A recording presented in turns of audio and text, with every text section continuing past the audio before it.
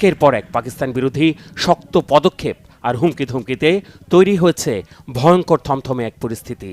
ভারতের আত্মায় আঘাত করা হয়েছে উল্লেখ করে জঙ্গিদের কল্পনাতীত শাস্তির হুমকি দিয়েছেন ভারতের প্রধানমন্ত্রী নরেন্দ্র মোদী।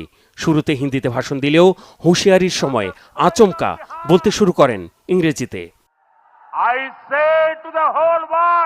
আজ বিহারের মাটি থেকে আমি গোটা বিশ্বকে বলতে চাই, ভারত অবশ্যই প্রত্যেক সন্ত্রাসবাদীকে খুঁজে বের করবে, তাদের চিহ্নিত করে শাস্তি দেবে, মদতদাতাদেরও শাস্তি দেবে ভারত। 140 কোটি ভারতীয় সন্ত্রাসবাদীদের কোমর ভেঙে দিবে।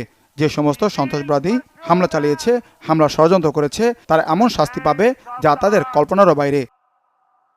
India's spirit will never be broken by terrorism. মোদির জনসভার দিনই রাজধানী নয়াদিল্লিতে পাকিস্তান হাইকমিশন কার্যালয় ঘেরাও করে